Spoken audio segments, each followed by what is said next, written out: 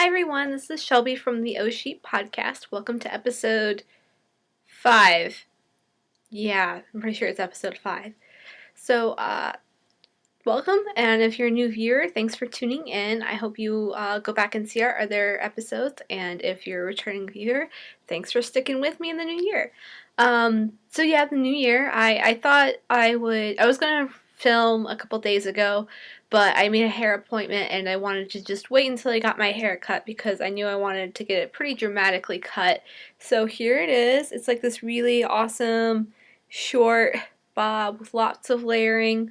Although on this side, it seems to be a little awkward right here. It always looks better when you're in the salon and you're like the lady is doing your hair and like finishes up and she's like, "Here, what do you think?" And you're always like, "Oh my god, that's amazing. How did you make my hair look so perfect?" And then like you exit the salon and then somehow something wears off and it's not quite as perfect as you thought it was.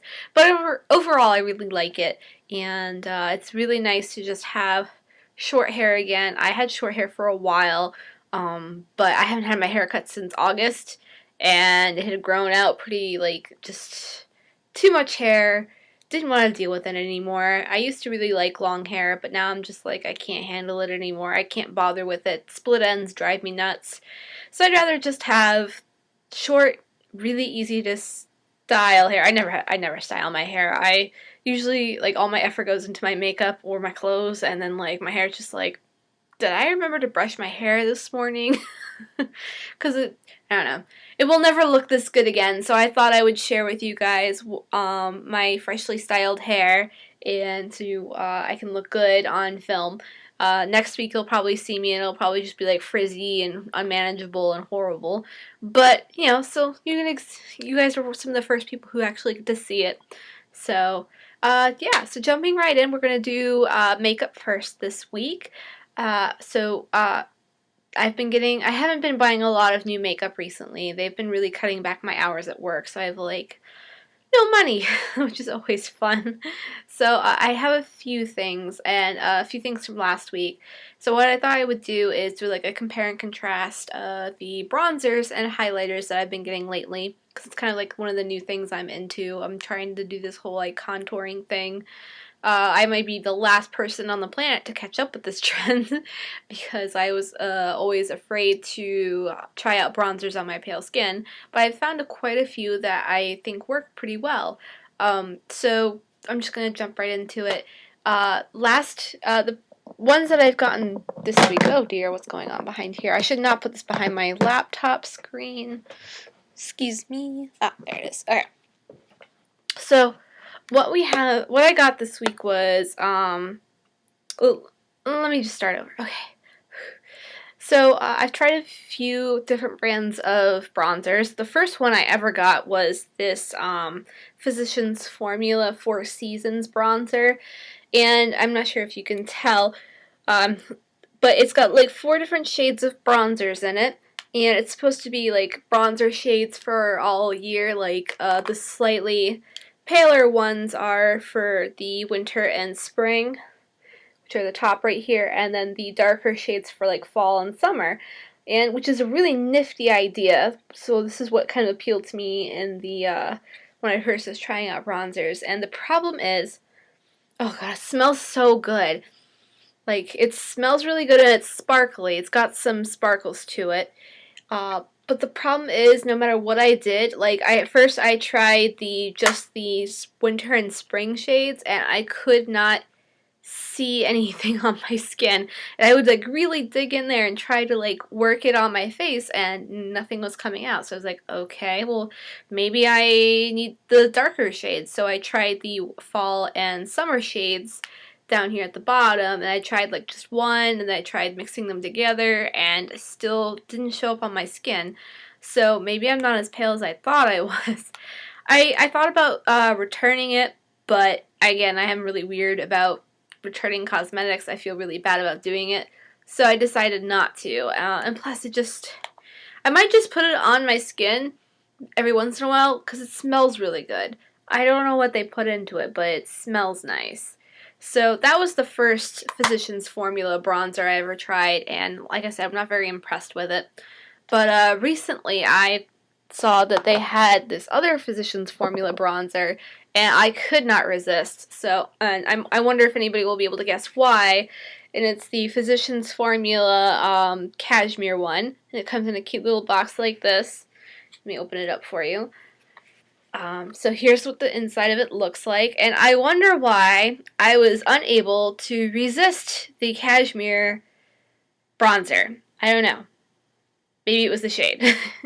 No, it's so cute though. Like, look at the print. It's knitting on a makeup thing, and I could not resist. And the first thing I did was when I opened it up was I smelt it because I was like, ooh, the first one I had smelled really good. It'd be really awesome if it smells.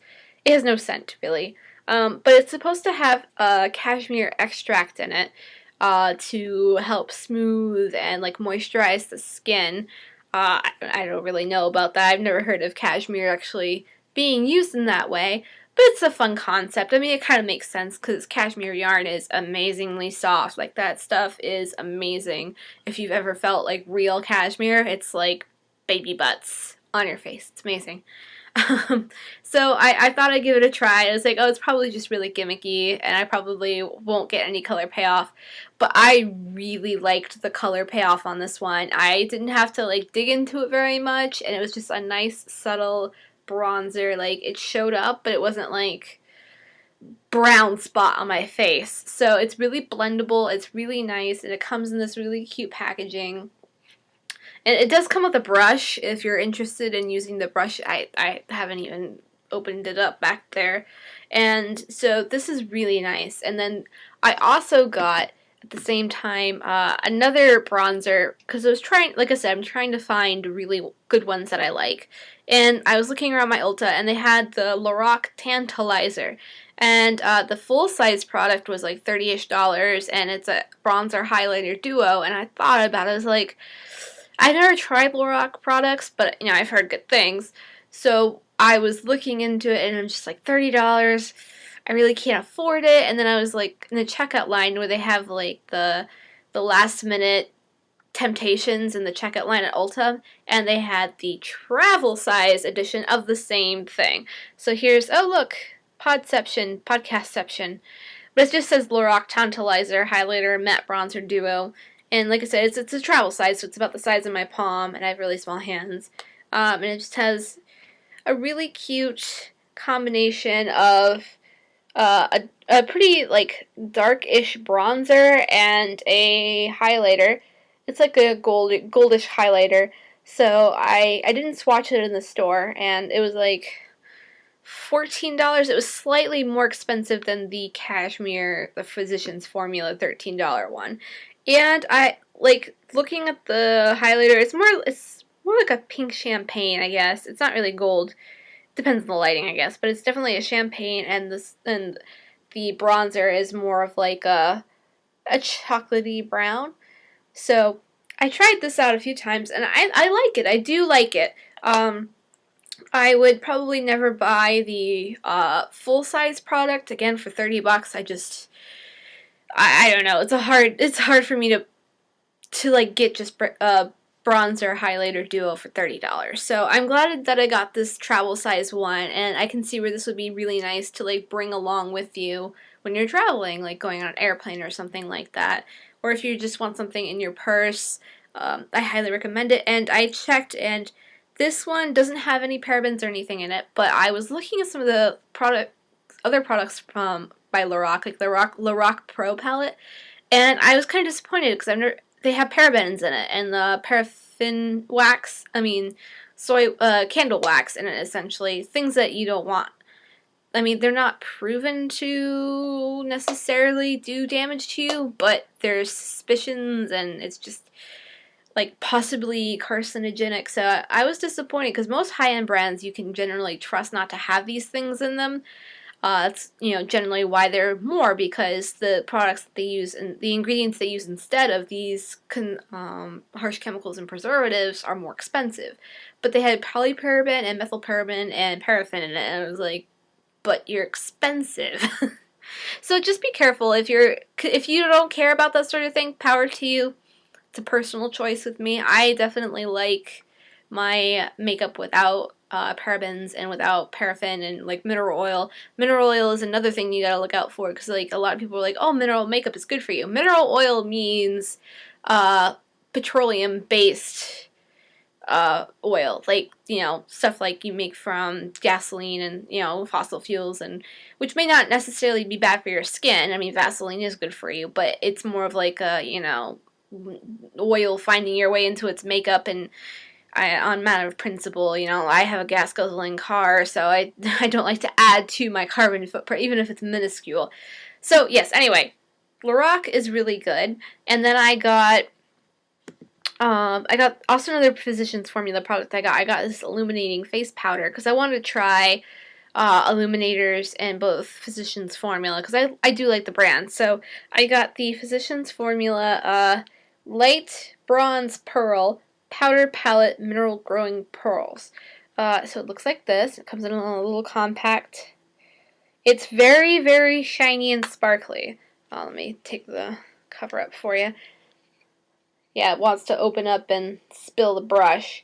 But it's really pretty. It's like a bronzy pale kind of mixed in with white, and it's all very sparkly. And I thought it was going to be just a sparkly overspray because that's what Physician Formulas tends to do. But I've used it a few times, and it's still very sparkly.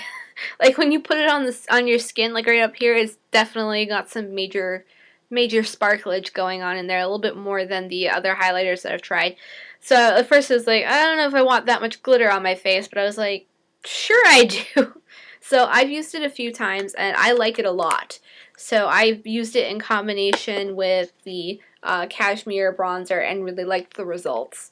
And so those are the most recent ones that I've bought, and I reviewed the other week the Park Avenue Princess Contouring Palette that I got a little while ago. And at first I was not impressed with the blush that came with this palette, this one right here. And I was like, well, maybe I should give it another try because this, you know, I'm not going to return this palette, so I might as well use all of it. And this is what I'm wearing today. I'm not sure if you're going to be able to tell, but it's like I got some right here. This is the blush, the highlighter, and the bronzer. And I used a smaller brush, and I think that helped significantly because my regular size blush brush was unable to get any product just because it was so big. So I'm impressed. It's very much a subtle blush. It's like a very pinky kind of classic innocent girl blush. And the Park Avenue Princess bronzer. I really like the bronzer. I said that last week, but I thought I'd reiterate it because I'm talking about bronzers. And the highlighter is still, I think it's my favorite highlighter so far. I really liked it's more of like a yellowy gold than a champagne like the Lorac one, and I think that looks better on me, but I still will use I like the highlighter in the Lorac one. So, and this is all based, I have another one, I haven't used my Bare Minerals bronzer in a while, that bronzer palette that I got, and I like that one a lot too. I still think that has like the boldest color on me, but still workable.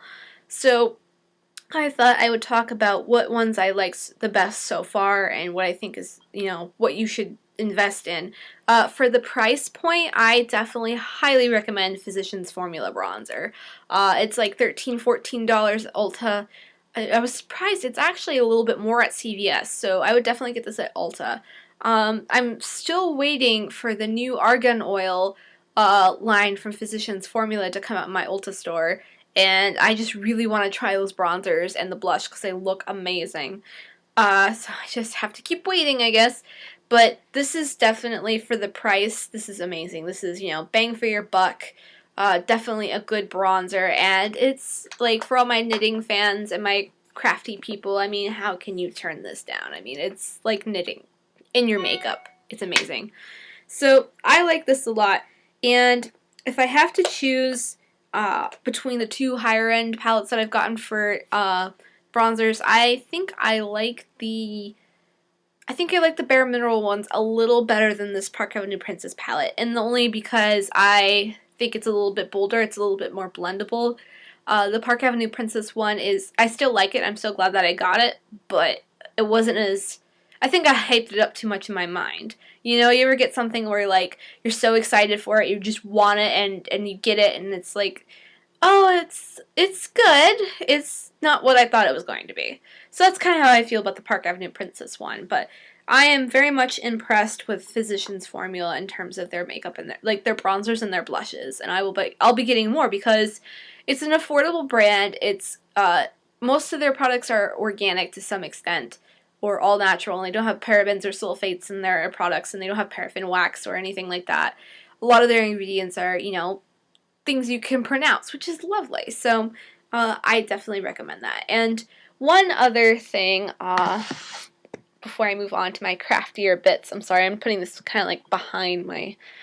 Remember how I said I've never used up a makeup product completely? Well, earlier this week I did, and it was it was like, oh wow. So I've used up the Stay Flawless 15-hour primer from Benefit. I mean, I still have a little bit like on the inside of it, but like that's pretty much hitting pan. Like, it's the plastic. Like, when I'm trying to put it on my face, it's like scratching the plastic on there. So I'm like, wow, I actually used something up. So I haven't been using, because I don't know, I'm still looking for a good primer for my face, and like this worked and I liked it, but it didn't always work. So I'm like, I don't know what it is. Some days my makeup, like certain things that I thought I love, they don't work like I want them to, and I don't know why. So I thought, this is like $32. So I thought I would try to find something else, like a different primer for my skin. I've been using the Primetime BB Cream by not Benefit, Bare Minerals, and I like it. It's another one of those things where, like, sometimes it works like I want it to, and sometimes it doesn't. So I'm still like struggling to find something that I can just reliably like all the time and just slap it on my face and go. Because that's how I put my makeup on. I just slap it on. This is just all slapping. I'm sorry. So I thought I'd share that with you. It was kind of like a milestone in makeup for me. I'm like, ooh, I used up a product completely. So that was a bit of fun. Yeah, so last thing before I go, I thought I'd share like my face of the day makeup with you guys. Let me take my glasses off so you can actually see. It's just kind of, it's all smudgy now. Again, I'm still looking for a primer that actually gives me lasting color. Like, I never bother blending my eyeshadow because I just blink a few times and it just smudges all together anyway, and might as well just go with that. But anyway, it's I just used the Urban Decay Vice 3 palette pretty much. I used a little bit of Interstellar palette by Kat Von D. I used that, like, I've been finding that lately the best eye makeup results I've been getting is when I put like a color, like a matte eyeshadow down first, it's close to the color of my skin, and I just like lay that down, and then I put on, like, put on my primer, then put on the matte skin color eyeshadow for me, and then I put my other colors on top, and that seems to kind of extend the life of my eyeshadow. Not all that much. So I used a brown from Kat Von D, and I used the highlighter shade in Kat Von D Interstellar palette, and then I used the pink red shades of Vice 3 palette, and I just kind of popped it all along, and I tried to make a bit of a smoky eye, I guess. I don't know.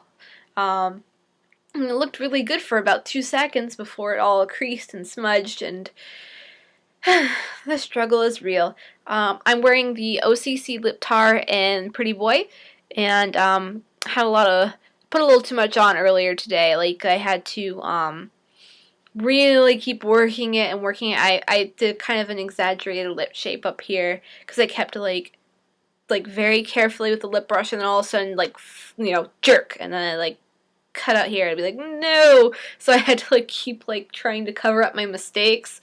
So my lips are definitely very full today. They're very bold and full, but the ladies at Ulta who did my hair, they're like, oh wow, you can really pull off the color. I'm like, I know, I got it. It does seem to make my teeth look a little yellow, but whatever, who cares? They're my teeth. yeah, so that is going to be the makeup section for today. So if you guys are just here for the makeup section, I'll see you next week. Thank you very much for tuning in, and I hope you enjoy. Moving right along to the crafting part of my podcast. And first we're going to talk about, I was really cool today. I planned out the episode last night, and I did notes, so I consult my notes. What's on my needles? I'm going to do that first. So, what's on my needles? Quite a few things to share with you, some projects that I started a while ago. Since I finished most of my holiday knitting, I went back to my lace shawl that I was working on, but I'm mid-row, so I don't know if I'll be able to show you guys really much. Let me see if I can adjust this a little bit so it's a little bit less awkward. Yeah, I was gonna finish the row last night, but I just got distracted by other things. So here it is. I have worked pretty much almost. I have like 1 or 2 repeats left of the bat lace shawl pattern for this repeat. So like I literally have 2 rows left for this chart repeats, and then I will be moving up my lifeline up to here and working on the next bit. I really like working on this project, but I can only do it for a little bit at a time, and it's very much a, like, you have to concentrate kind of knitting. Like, you have to follow the lace chart pretty much. There's a lot of yarn overs and decreases, and you have to really pay attention. And then on the wrong side, it's just miles of purling. Which is kind of a reason I'm reluctant to pick it up sometimes, because I'm getting like up to like 200-ish stitches. So on the wrong side, I'm purling 200-ish times, and I'm like, ooh, purling endurance not that strong. But I like working on it, and I will continue to work on it. So I thought I'd just show you guys an update. I was like probably right here the last time I picked it up. So, you know, about an inch or so of progress. So I will just pop this over here. I did get to work on my witch hiker shawlette some for the past few days, because I needed a break from my grandma's shawl, crochet shawl. I'll get into that in a minute, but so I have been working on it, and there has been progress made. I don't know if you'll be able to really see it because it's only been like 2 or 3 like repeats. But it's getting pretty darn big now, so this is kind of like the very opposite tip. Goes this way, and here's the side, and it just keeps going, and there we go. Yeah, so it's pretty long now. Like, I can't even hold it up all the way and stretch it out. Now it's like longer than I am in this way, so that's cool. And I am loving the colors. They're so pretty. They're so Halloween-y, and they're so sparkly. And it kind of, as it gets thicker, it reminds me of like a dragon tail. Like if you hold it this way, here, like it looks like a dragon's tail, you know, with like the spiky bits. So I'm like, ooh, dragon. It's like I'm wearing a dragon tail, which amuses me infinitely. I'm very easily amused. So I've been working on that, and I've been really enjoying it, but I'd be really glad to finish it because I just want to wear it. I weighed the yarn the other night, and I have about 35-ish grams left of the yarn, so I'm getting very close to the end, because, I mean, I'm pretty much, you know, I'm just going to keep going until I run out of yarn, but still, like, this is why also I like pulling from the outside of the ball rather than the inside, because look how nice and neat this cake is staying. Like, it's just nice and sits, you know, just sits in my hand and goes like this, and I don't have to like worry about rewinding it or getting floppy and tangling on itself. So I'm a big proponent of pulling from outside of center to pull cakes. If anybody cared. But that's usually what, like, I tell new people who are knitting, they're like, do you recommend pulling from the outside or inside? And I say the outside. Especially if you can be at home and you have, like, a little basket and you can just pop your yarn in the basket, and as you pull, it'll just roll around in this basket. And it's, you know, don't have to worry about it getting dirty, and it just stays in a nice, concise little ball, and you don't have to worry about rewinding it or tangling on itself. So that's generally how I see. That's my opinion on that. I started a new project which you didn't see last week, and it is some fingerless mitts on some of the swizzle that I bought a little while ago and told everybody. I showed it on a previous episode, like when I was talking about stash. And it is this really cute, it's like a gauntlet more than just a fingerless mitt pattern. And I have like a couple rows to do up here, and then I work the thumb. This is a really simple pattern for fingerless gloves. It's from the Dream in Color November pattern, and let me see, of course it's buried under a bunch of stuff, but essentially what it is it's like it's just a very simple lace panel kind of deal, and see if you can see, now you can actually see the lace when I have my hand in it, but it's just like a really basic, kind of simple pattern, and I just wanted to whip something up in this yarn, and I love the way that it works, like, cause like at the bottom here, in this main part of the body, it's doing this really cool, like, twisty, pulley, like, this is all blue, right? But then it, like, twists up here, and, like, this is parts all the lime green and the black, which I thought was pretty cool. And, I mean, it kind of muddles up here. It's a little bit more, like, variegated when it gets to, like, the hand part. But I thought that, like, in the main part of the body, that was kind of cool. Like, whoosh, it's like twirling swirl of color. So, like I said, I only have, like, a row or two at the top for the cuff. And the reason why I cast these on is because someone, one of my knitting friends, lent me her Carbon DPNs because she has them, and she like says that she never really uses them, but I've been interested in like acquiring a set of them, but I wanted to try them out because the set's really expensive. And so she lent me her like size 5 DPNs, and I really like these a lot.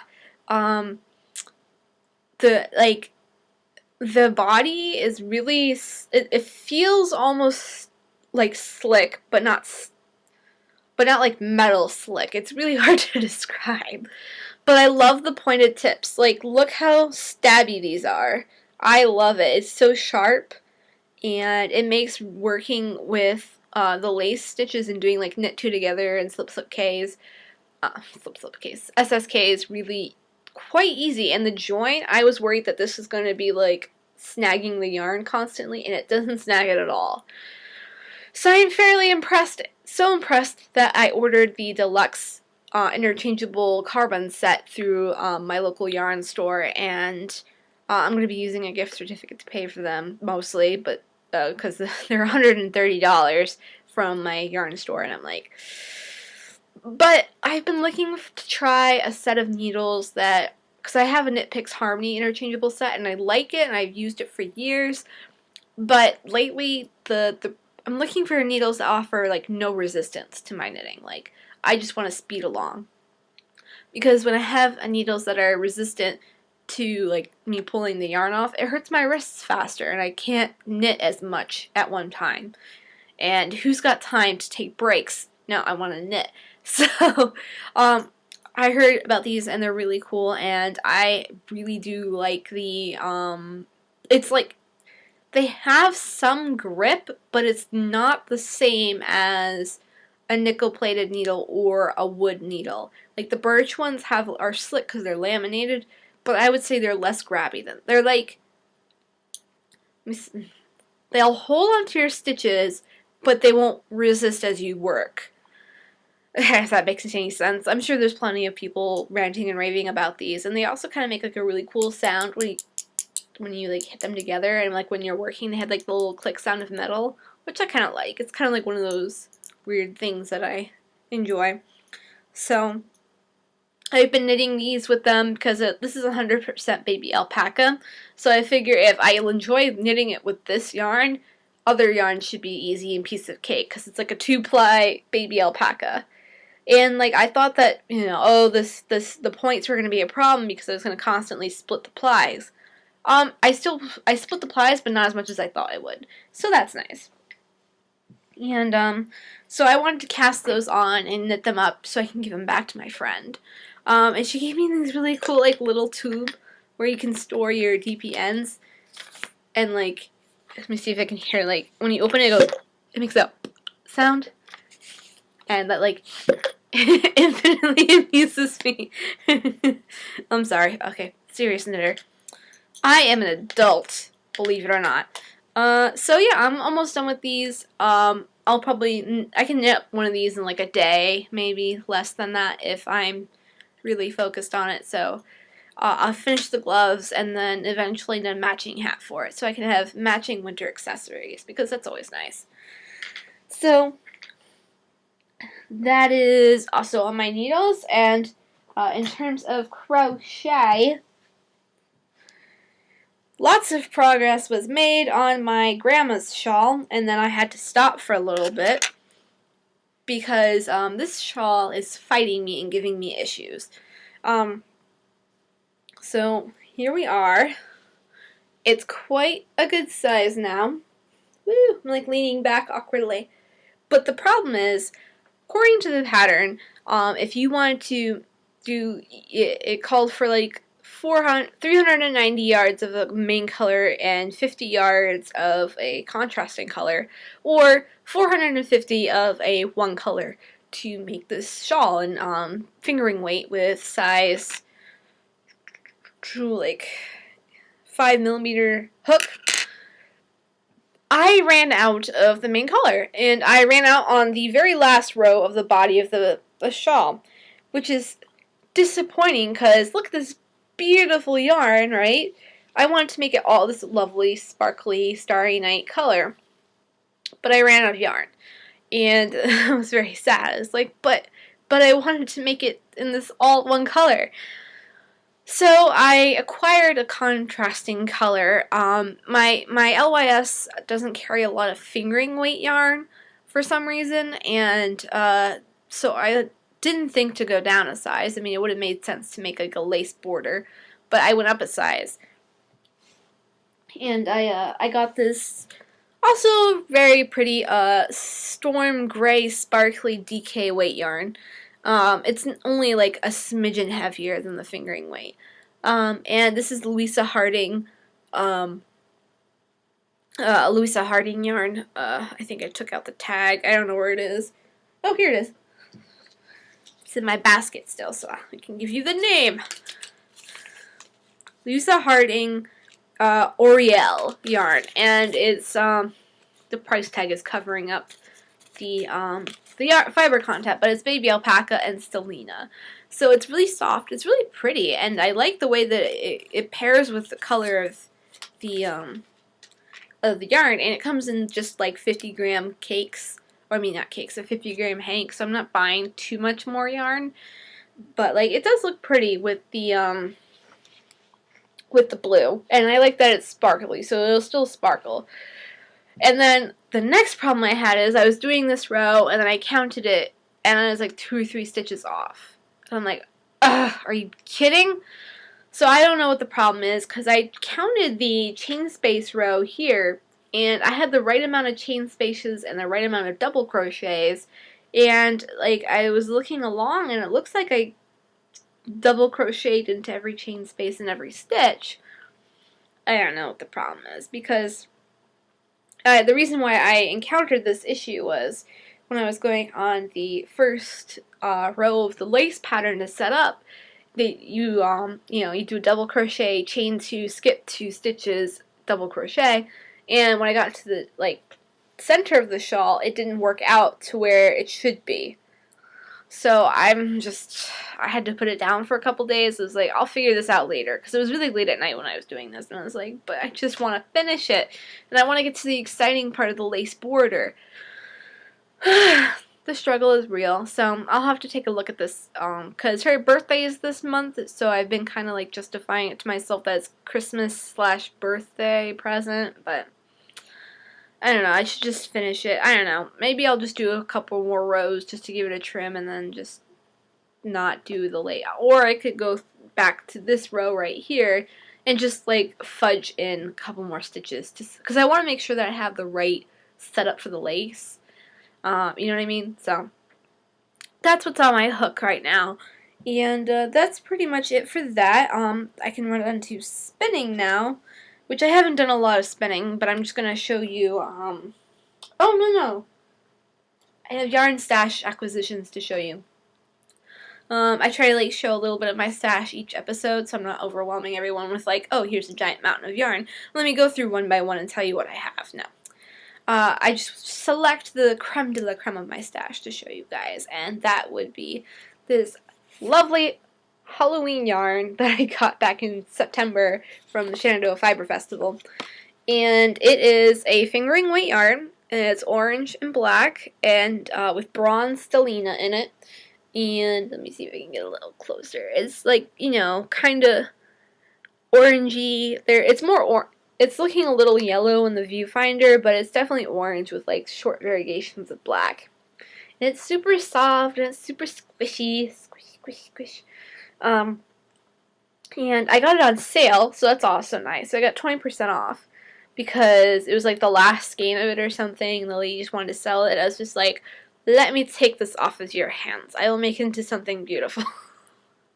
I love, love, love Halloween colors, so I just acquired it, and I haven't worked with it yet, but I'm looking forward to it. And it's from Puff the Magic Rabbit, Mohair and Angora Fibers, and the lady who runs it is called Mindy Hook, and you can find her on Etsy at puffthemagicrabbit.etsy.com, puffthemagicrabbit.wordpress.com, and puffthemagicrabbit@gmail.com.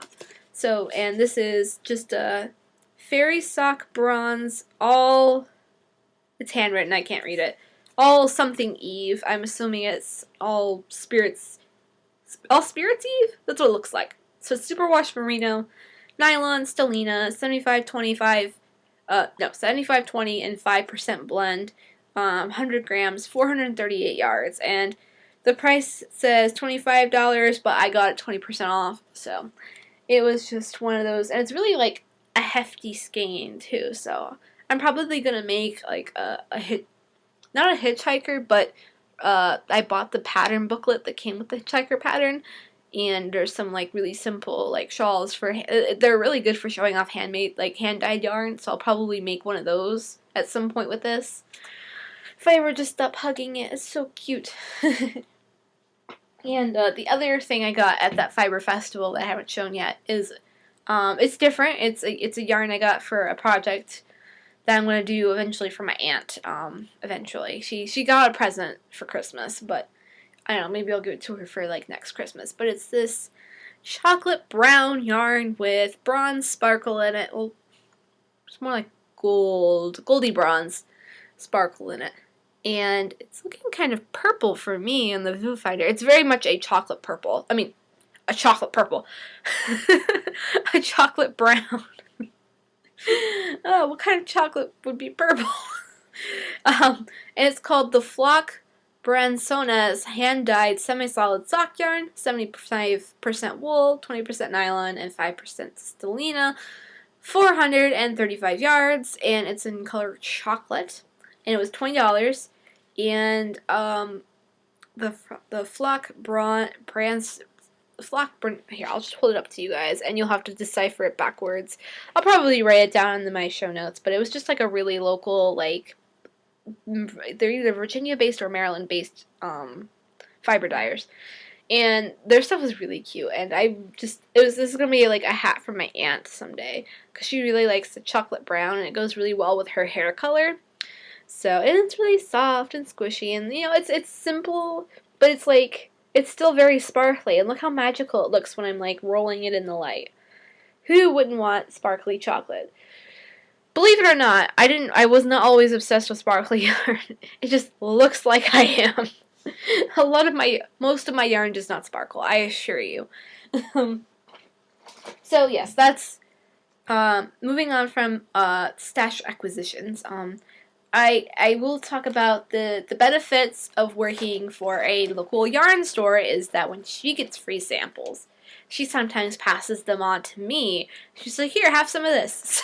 So Okay, sure, won't question that at all. So she got from Avalon Spring Farm, which is a Maryland farm. She got a free sample of some of her roving, and it is I'm not sure what fiber it is. Well, let me open it up and see.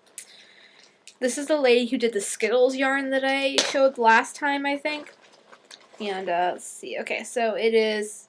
Oh, it's a promo code too. I'm not gonna share that with you. I'm gonna keep it for myself. Uh. Oh, well, it doesn't matter now because it's not valid anymore. But it doesn't tell me what it says on what. Oh, here, maybe on the back of this one. Okay, here we go. So the color is called Copper Smith, and it's merino, alpaca, mohair, and stellina. I'm assuming it's stellina. It says glit. 100% domestic, local fiber, milling, and art. Both all natural fibers and hand dyed. So, yeah. So it's from Avalon Spring Farms, which is like I said, they sell quite a bit of stuff at my local yarn store, and I haven't met the lady in person, but she seems really cool. I'll read the description on the back. It says, "Where color meets fine, natural, and exotic fiber. We are a small fiber farm in Maryland, USA. We make our own rovings from our own fiber and local farms. Karen is our fiber artist. Fiber artist. Our farm has many angoras, colored angoras, alpacas, and llamas." So, like, you can kind of just... Yeah, so it's really cool, and it's soft. It's really quite... It's soft, but it's not, like, alpaca soft. It's, like, hardy soft, if that makes any sense. So here's what it looks like. I really do like the coppery bronze color, and I definitely can't wait to spin this. I've been debating whether I should just like play around with it on my spindle, but really I need to get my wheel up and functioning. I'm probably gonna do that at some point in the next few days. I haven't been working very much, but I've been busy. I don't know. I'll explain the end of the show. The personal stuff, but I thought I'd just share this with you. And again, I believe you can find her on Etsy, Avalon Spring Farm. I'm sure if you Google it, you'll find them. I highly recommend their stuff. It's always good to support, like, you know, small scale stuff. So that's that. And I thought I'd go over something else in the crafting section. I have quite a few crafting books now, so I thought I'd do a little review of them as I kind of go along, pepper them through the episodes. And one of my favorite ones is Domiknitrix. This is one of the first knitting books I ever picked up. It's probably the first pattern book I ever picked up. And I mean, it's just, who can resist? It's really cool. It's Whip Your Knitting into Shape, Domiknitrix by Jennifer Stafford. And it's like, it's kind of gimmicky and kinchy, but I love it. Like, the illustrations are really cool. It's all, like, look who wrote the book. Like, isn't she hot? She is so cool. Like, I wish I looked like that. And it's just like the whole theme of, you know, dominatrix, but with yarn and knitting and needles, and it's kind of chintzy, but the patterns are really cool in here. And the first part of the book is like a, you know, learn to knit sort of deal. And I mean, it's good. She has some really nice photos, and she explains things pretty concisely and clearly. But I felt that I learned how to knit better from other books. So maybe it's like, learn to knit from a very basic book, and then this will be the next step up. This would be just kind of like intermediate beginner learning, if that makes sense. So, and like just the patterns are the reason why I picked up this book. And they're just really cool, kind of like punkish, hip, sort of like not your grandma's knitting. And like, let me show you. Like, there's some basic stuff in here, like some really cute pillows. But I want to show you something really cool in here. One of my favorite patterns is, sorry, hold on. I'm not very prepared for this. Like, this really cute hoodie. Little Red Riding hoodie. And it's zipped up, too. She does, like, she does have a really good information on how to add zippers to your knitting, because she prefers it than, like, button bands. So there's some really cool Antarja charts in here as well. Some really interesting, like, construction techniques. She does a lot of Antarja in her book. Like, this is really cool. I want to make this sweater for myself. I'm like, I just want a sweater with a giant wolf on it. And there's just, like, really cute, like, there's a little bralette that you can knit. And like this really cute tank top. It's also pretty cool.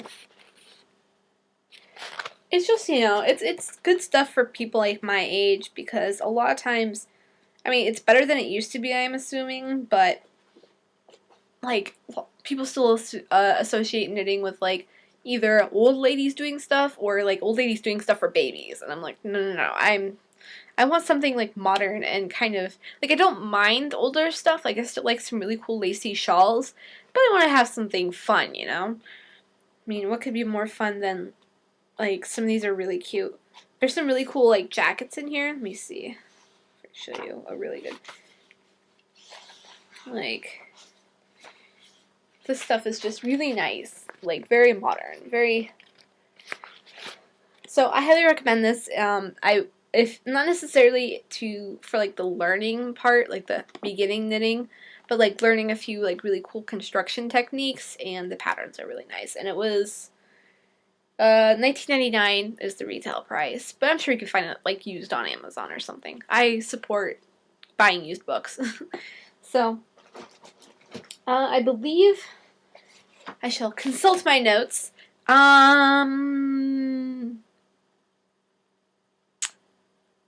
Yeah, so that's going to be it for the yarny bits today. So if you're just here for the crafting section, thank you, and hope to see you next week. See you later. Alright, so moving right along to the book part of my podcast, I'm going to talk about some book acquisitions, because I do buy quite a few books, as you can see. I really like going to thrift stores and used bookstores for buying books, because the concept of buying like 10 books for $10 is really appealing to me. So I was recently in one, and I picked up an old copy of The Girl with the Dragon Tattoo. I've yet to read any of this series, and I'm kind of leery of it because it's like, you know, I always thought it was like mindless popular drabble, but you never know. It was like 25 cents. So I thought I'd get. I don't know if I'll read it anytime soon. And then I got A Tree Grows in Brooklyn, which is another book that it's, okay, so like, just to show you how old some of these books are, this has a Borders gift sticker on the back. And I'm like, I miss Borders. Why? Why can't we have more bookstores? It's just so sad. I remember, like, when Borders closed, and I was one of the people that was, like, waiting in the long lines, like, I mean, I picked up the Carcass, but I still felt bad. Like, I used to go and hang out in Borders because it was close to my old job, and, like, on the days that I didn't have to work, I would just, like, drive over there, go to the, like, cafe, buy coffee, and, like, flip through books, and I would always try to buy at least one book. But I would just, like, hang out there. And I can't do that now, because the closest, like, bookstore is Barnes & Noble, and it's like 20 miles away. It's just a lot of gas to get over there, so I kind of have to buy the book online if I want it. I don't know. It upsets me still.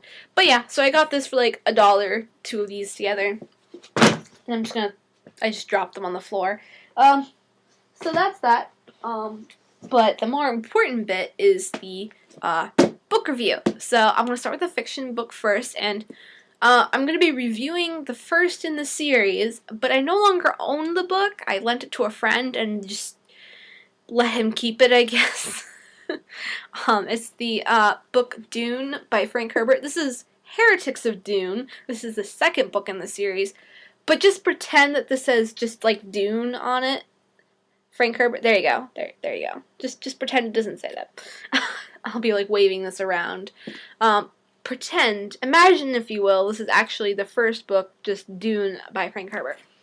And I love the whole series, but the first book is kind of like the best book, I thought. I mean, Frank Herbert's passed away quite a while ago, and his son does a lot of writing on he still writes for like the Dune universe. I haven't read any of those.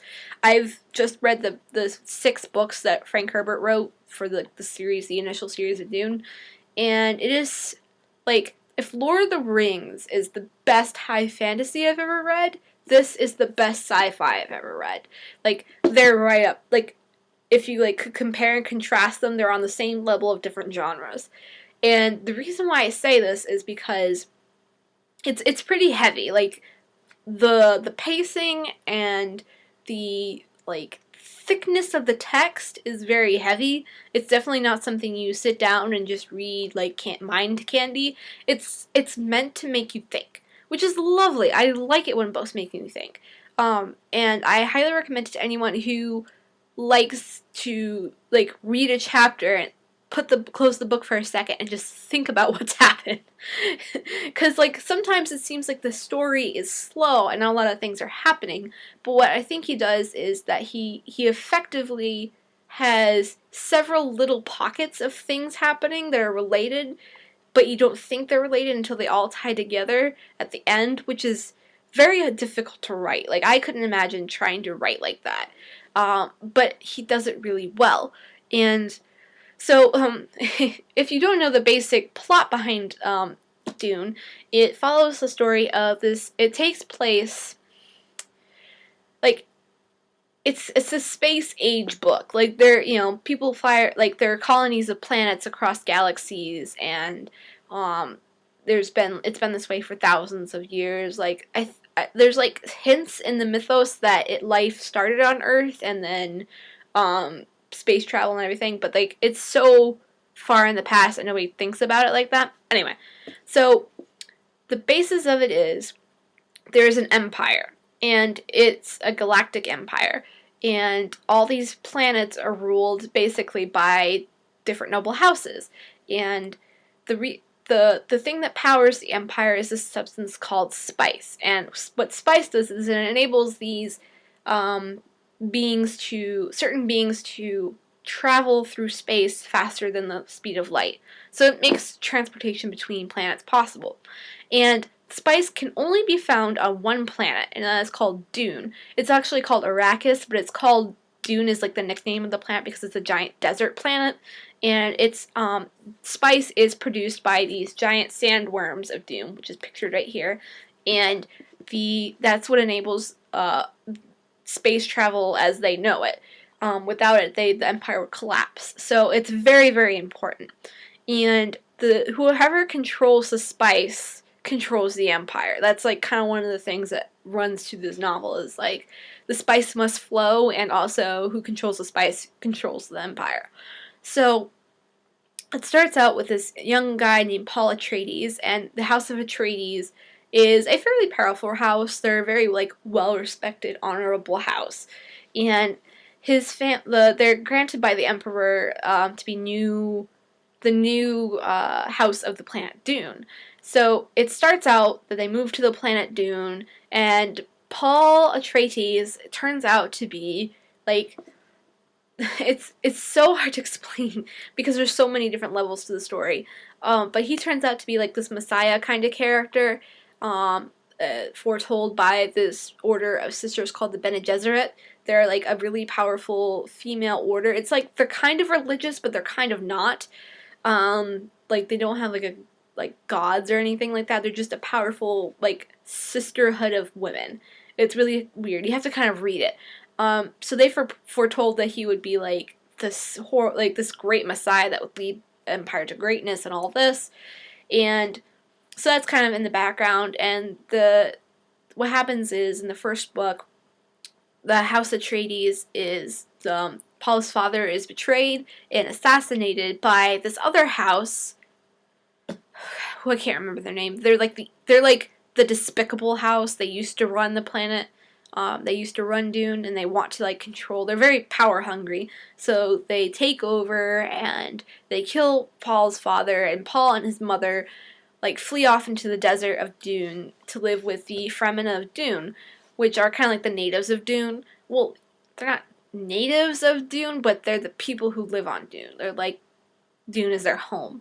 And they're like this really like militaristic, kind of like sand ninjas. They're really cool. Like their culture is really fascinating. And he spends the next few years living with them and like learning their ways and becoming like this really awesome kick-ass guy who has like special powers. He can like see the future and stuff. And like he eventually takes over Dune again, and then he does some really awesome political maneuvers, and he eventually becomes emperor of the universe, more or less. And it's just the threads of the story. It's something. If you like political intrigue, read these books because there's a lot of it in here. But it's like all in the background of space.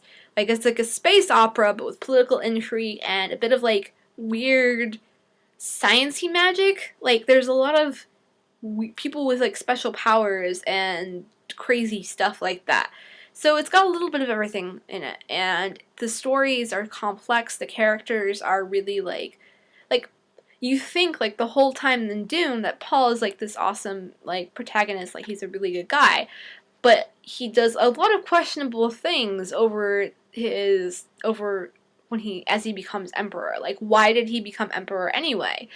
So he's not like perfect. And I think that's kind of nice because like you have a protagonist that you're rooting for, and then like, oh, he does some things and it's like, this isn't normally what like a really do-gooder protagonist would do. And so there's that. Like I said, there have been 2 movies made by the Dune franchise. There's the old one, which I never really liked because it was really slow-paced and boring. And then there was like a newer one that was made in the early 2000s, like I'm thinking like 2003, 2004, maybe even earlier than that. And there was like a mini series on sci-fi, and I really liked that. I enjoyed it a lot. I mean, it wasn't the same as the book, but it kind of what it did was it took blended like the Dune, and then it came into Children of Dune, which is the 3rd book, I believe. Hold on, let me make sure. Oh no, this is book 5. Heretics. No, well, it goes Dune, Children of Dune, Messiah of Dune, Heretics of Dune, and then Chapter House Dune. Those are the original. It's originally 6 books written by Frank Herbert. But anyway, so the movies that came out in the early 2000s, they were, I mean, you know, they were candy, but they were enjoyable, and I really liked them. So I highly recommend Dune by Frank Herbert. The whole series is fascinating, and I hope you hope you find it and enjoy it. So the nonfiction book I'm going to review today is Consent to the Networked, The Worldwide Struggle for Internet Freedom. And this is a book I read back in college for my cyber politics course. And I'm just going to run through it really quick because I'm getting kind of long here on my podcast. It's by Rebecca MacKinnon. And it's kind of like it's short, it's an easy read, but it has a lot of interesting points. It's all about like how like the Arab Spring uprisings, the revolutions that took place in the Middle East back in 2011, and because it was a lot of it was based on social media. So what Rebecca MacKinnon explores in this book is like how the internet and social media and how it has like a possibility to help fuel change, both politically and socially, but also its drawbacks and like what, you know, it's not like a panacea to our problems. And she talks about like what went wrong in the revolutions and what, you know, how the limits of social media in like a revolution context. So it's quite interesting though. I would definitely read it. I would get it used though. I had to pay $27 for it from my university bookstore. But it's interesting. If you're if you have an interest in the Arab Spring uprising, social media, and its impact on society, I would recommend reading it. You can probably read it in a day or 2 and be like, interesting, thoughtful. I will have to, think about how I'm using the internet and, realize that, some things can happen on the internet, some things can't. So, okay, I'm talking for like an hour straight. Okay, Let me consult my notes. Yes, okay. So that is the book section. And so I will move right along into like podcast announcement / goals. And I recently, like 2 nights ago, I started a Ravlery group for the OhSheep podcast, which on Ravlery you can just find OhSheep, one word, and you can find it in there. It's also on the YouTube channel bar. I put a link to it. So I just want to give a shout out to the people who had joined it. I have 8 or 9 members as of filming of this podcast, and I just like to say hi to Apple 380, Butterfly Knits, Crafty Blue Knits, Knitting for Life, Four Eyes Knitting, like 4 Eyes Knitting, and then Snotestein, Snotestine, Snotestein. I hope I'm not pronouncing that wrong. And Soaps and Ropes, which I thought at first was Soaps and Dropes, but that doesn't make any sense. Soaps and Ropes. And so I just wanted to say hi, everybody, and thanks for joining my podcast group on Ravlery. I have only like 3 flat threads up right now, but I'm hoping to like expand and like so we can actually get to know each other. I started podcasting because I wanted to meet people who like, you know, shared my interest, and we can all like nerd together about makeup and books and knitting. So so I will definitely try to expand the threads on the Ravelry group, make it more interactive. I'm going to put a thread up for suggestions on how I can make the podcast better, and also if you guys want me to like review anything or my thoughts on anything, or if you just want to like review something and be like, hey, I tried this out and it was awesome, let me know. I'm always like looking to find new things, like like the whole bronzer thing. Like I'm looking for ways to like explore the makeup world. So and also knitting, like if you found some really cool Etsy sellers and you want to share, let us know. I mean, you know, Etsy yarn is kind of like the most fun to use. So thanks again, guys. I will be keep checking out the group on Ravelry. I'll try to like come up with some ideas and some brainstorming on how to make it more interactive and awesome. And then I have nearly 80 views on YouTube as of like an hour or so ago. So yay, 80 views of my videos. That's amazing. I cannot believe that. I thought nobody would ever see this. It would just hide in the bowels of YouTube forever unseen. So that's awesome. And thank you for viewing my videos, and I hope you come back and keep viewing them. I'm just going to keep doing this until it's not fun anymore, which I don't think it ever will be. So, I'm also thinking about doing a craft along at some point. So if anybody has any suggestions, like I'm talking, like you could do like a crochet, knit, or spin something, or you know, weave something. If any of you guys do any weaving, which is awesome. I've been thinking about starting a sweater soon. So maybe we could do like, I don't know, it seems kind of like a big first knit along or craft along, like, oh, let's make a sweater together, guys. A sweater takes a lot of commitment. So I'm going to be like posting some ideas on there. Maybe we could do something really simple, like a hat or something, or we could, you know, or you could just do whatever you wanted to and post pictures of it, and I'll draw a prize. I would like to do some prizes soon. Like, I'm going to set like a goal, either like, you know, 20 members in the podcast group, or, you know, 150 views, or, you know, 20 subscribers, or on YouTube or something like that. And what I could do that is, I could do like 3 different, like, I'm either thinking about doing 3 different prizes, like a makeup prize, a yarny prize, and like a book prize, or like you can apply, like you can enter in on Ravelry or enter in on YouTube, and then like if you win, you can just choose which one you like, or I could do 3 separate ones. I don't know. It's all hypothetical right now, but hey, you know, free stuff. Like if anything, like I'm really tight on money right now, but maybe like in a couple of weeks or something like that, we could pull something that I can give like an Ulta, a Barnes and Noble, or a you know, an Etsy gift card or something like that. Like you could enter and win that. through a craft along or something like that. Or, you know, tell your friends about this and you and your friend can enter into this, you know, contest. And so let me know what you guys think of that, either in the comments on the YouTube or, you know, on the Ravlery group.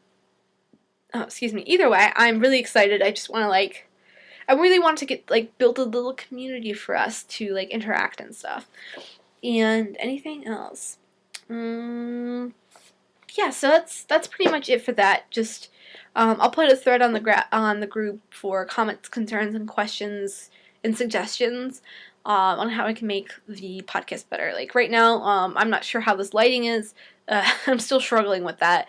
Like it seems really bright to me. I'm not used to having this much light shine on my face. So let me know if it looks good to you guys, or if like any, you know, audio or picture quality or something. And we'll try to find my digital camera or my mom's digital camera. I'm recording from my laptop's webcam for now, but we'll see. Little things like that I'll try. So we're coming at the very end of our time together. So if you just wanted to see like the podcast updates and everything, I'm about to go into like personal life stuff, so if that doesn't concern you, don't worry, I'm not offended or anything like that. I'm just going to ramble on for a few minutes about some things that have been going on with me. So first of all, the major thing that's going on is I'm trying to do a job search right now. And the reason I hinted at earlier that things aren't going so well for me at the bakery that I work at, because the past 2 weeks I've worked 2 days a week. So yeah, 2 days a week for $8.50 an hour, 5-6 hours. It's like, oh, that's like not even enough to fill a tank of gas. So, and I'm having kind of like an abrasive relationship with my manager right now. Like, I don't think she likes me. I don't think she wants me around anymore.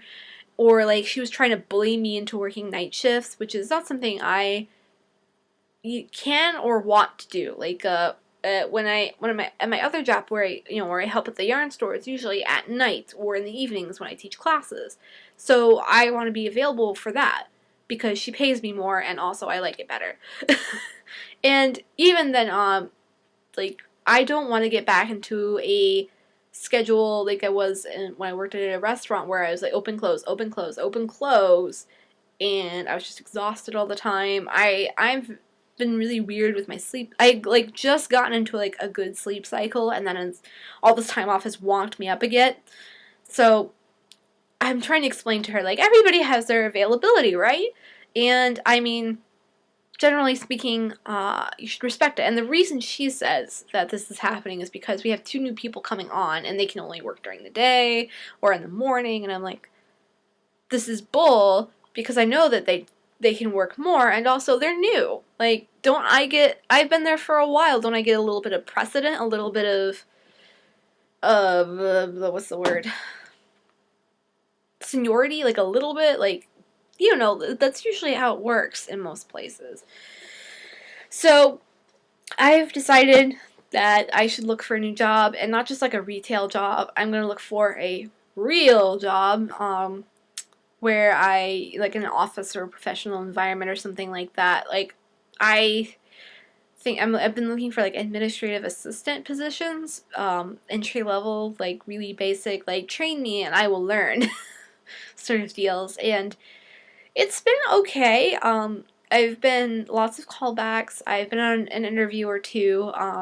This one place offered me a job, but I don't know how I ended up applying to them. I think it was one of those like one-click reply things, and they were a marketing group, and I thought that I was applying for an administrative position in their office, but really they wanted me to be a fundraiser. So essentially they wanted me to go around asking for money for charities, which, you know, I have no problem raising money for charities, but it was like being a telemarketer in person, like going up to people and asking them for money, and I was just like, I don't think I can do this. It's just not a good match. And they're like, the way that they were telling me that it would be paid was like, oh, you can make $600 a week doing this, da da da da. I'm like, this is suspicious. Thanks, but no thanks. So that was kind of a letdown because I was excited about it. I was like, ooh, this would be cool. No, it wasn't what I thought it was going to be. So, but I did an interview yesterday at a staffing agency, and then I have another interview at a different staffing agency on Tuesday. So hopefully, either by them or one of my knitting buddies, my knitting friends, she works in like a medical office, and I was asking her, she's like, yeah, we could probably find something for you. So I sent her my resume last night, and hopefully she's printed it out and brought it to the attention of some of the people she works with, because she's like, yeah, we definitely have a lot of people who like come in not knowing anything, and then we train them up, and I'm looking for something just to get my foot in the door, learn a few basic like professional skills. I mean, I can use a computer most of the time. Like I'm fairly proficient because I went to college and everything. And it's kind of like if I don't make it into grad school this time around, I'm hoping to have like a real job. So like the next time around when I go to apply next year, I can be like, hey, look, I've been doing, the adult thing and like working in a professional environment, and maybe they can get me like some really good recommendations. Something like that. That's the plan. That's the general idea. Like if I get accepted into grad school, I'm like, wham, bam, thank you, ma'am, I'm leaving. But that's not looking all that. I'm not feeling all that positive about it. So that's kind of what's been going on through that angle. Being poor sucks. So hopefully at an admin job I can make a little bit more money to spend on makeup and yarn so I can show you guys. So it's like a beneficial wheel cycle. I don't know. Also, a friend of mine who I mentioned once or twice on earlier episodes, she went to Germany. I taught her to knit. She brought me back German yarn and stuff like that. She was pregnant and I didn't know, and had a baby over winter break, like 21st of December. I had no idea she was pregnant. She thought I knew that she was pregnant. I was like, no. So I felt kind of bad about that. Like, I felt bad in that, like, I would have been more of a supportive person if I'd known she was pregnant. She's like 17, 18.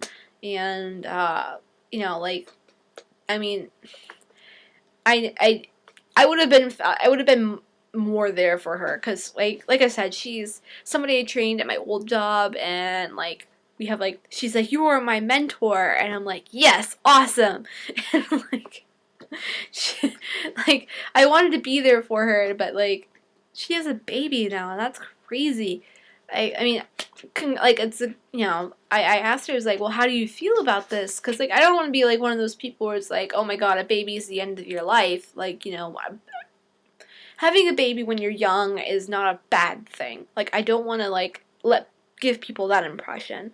I know that accidents happen, and that sometimes they're like really awesome, and you it's good. It's a good thing, but it's definitely something that's a challenge, and I feel bad that she has to go through this challenge.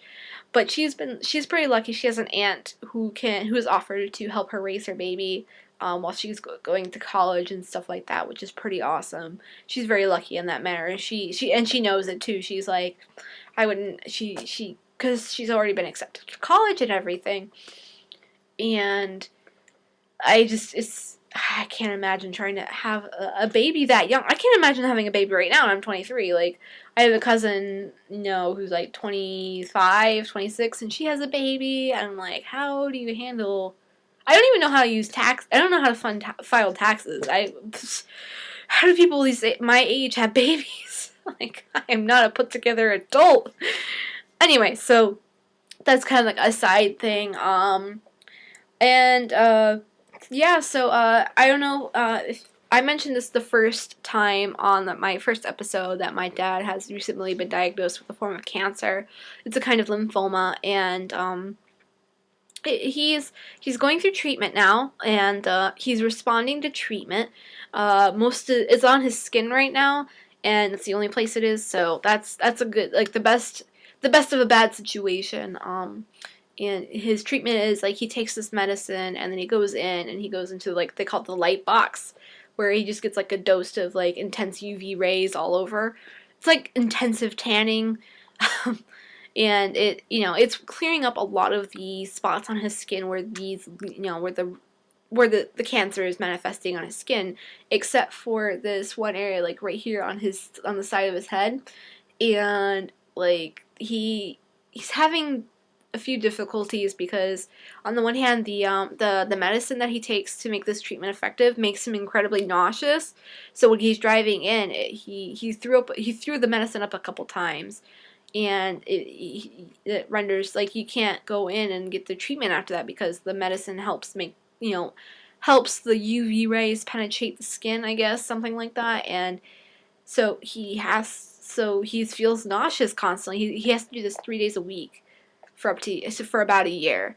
So, and I feel bad. I'm like, because he has to, but he's found a way around most of the time. He hasn't thrown up since then, the couple times that he had to do it, because he read the like fine print on his medication, and it said that you have to like eat a lot with it if it makes you nauseous. So he's been like really eating a lot of food in the morning when he has to take it, so that helps like keep it down in his stomach. But still, it makes him still a bit queasy, and he has to like drive about an hour to get to the place, and then an hour back, and this like cuts back on the travel that he can do for work. And so he has that to deal with. And then like there's a spot over here that seems to be like, it looks like it's getting worse to him, and it's like a little bumpy, so he freaked out about that and went back to his doctor, and she's like, no, it's okay, it's just a manifestation of the cancer on the skin, it's nothing new, and more or less. So because like he's like, but it's bumpy, and she's like, oh, that's just a little bit of plaque buildup under the skin, it's not like a tumor or like a cancerous cyst, it's just like buildup, I guess. I don't know, that's how he explained it to me. And so that everything else is clearing up except for this. So they're like, they might have to actually hit that with like a more powerful form of radiation, because like UV rays are a form of radiation, but like an actual like directed blast of radiation. But they're still seeing like it mostly just bothers me because like I see him like touching it constantly, and like I he's just so negative. Like, it's really hard to be like, I'm sure a lot of you who have, like, if anybody has ever had a relative or a friend who has cancer, be like, stop thinking about cancer and stop thinking about it and be positive. Like, you can't just tell somebody to stop thinking about the illness that they have. But on the other hand, I'm like, I want my dad to not obsess over it, because I don't want him, he's like, loses sleep over it, which, lowers your immune system. And I'm like, I want to distract him from it, but he's like resisting distraction. And like my parents, they're very sedative. Like when they come home from work, they just watch TV and eat and drink. And that's all they do. Like they don't have any hobbies. They don't do anything. So I keep trying to like tell my dad, like, maybe you should read more, or I could teach you how to crochet or something. And he's like absolutely stubborn about it. He's like, no, that's what girls do. And because I think that it would benefit him and his stress. Be like, there, a lot of people have been going on about the mental benefits of crafting, like knitting or crochet or something, and how it's very meditative, and it's something to do, it gives you something to do with your hands, and it helps clear your mind. But he doesn't want anything to do with it. So on the one hand, I'm like, I'm trying to help, I'm trying to be supportive, but on the other hand, he just wants to feel not sorry for himself, but he's just dwelling on it, and it's not healthy for him. And I don't know, maybe I'm sounding horribly insensitive. I don't know, I'm still struggling with how to handle this. So that's another thing about life that I've been going through. No word on grad schools yet. Still waiting for, any word from them, and hoping that they accept me. Because if I could get into grad school, that'd be great. I'd have, 5-6 years of life planned out at a time. Like, I could just, PhD program. This is what I'm doing for the foreseeable future. And I don't have to think too much about what goes on afterwards. And another little quick thing, I've been thinking about adding to my channel, like, little vlog mini episodes where I just blather on about personal stuff, or, like, I'll, like, knit with me, like, me just like knitting and like talking and chilling out. Let me know what you guys think of that. Because like a lot of times, sometimes I want to like just talk about something, and I don't have very many friends in the area that I live in right now, and I live with my parents, and it's really hard for me to get out. So sometimes I feel like I just want to talk, and even if it's not to anybody listening. So I might just add like little like rambly videos that don't really have anything to do with the like the podcast. So I might like upload a few of those and like title them so be like, you know, vloggy or rambly stuff. You don't have to watch this if you don't want to. So just let me know if that's okay. Well, I mean, I can do it. You know what I mean? Like, let me know if you guys think that would be okay. So yeah, I think I'm gonna wrap this up. Had a little longer than normal episode, but I felt like I have to catch up on a lot of things. So once again, thank you for tuning into the OhSheep podcast. I hope you enjoyed your time with me. And craft on, people. Yeah, get your craft on. Crochet something, knit something, spin something, weave something. Try some new colored dirt on your face. Just wipe it on. Have some fun. Don't be afraid to do really bold colors and really bold looks. Like this lip color, I would not have. Like today, one of the old ladies like, you pull off that color really well, and which is really nice. I'm very glad that she said that. I was like, thank you. But don't be afraid to try really bold colors, because if you're gonna put all that effort into your face, have fun with it. So have fun with your makeup, have fun with your crafting, have fun with your reading, and I will see you guys around. Thanks again, guys. See you next week. Bye!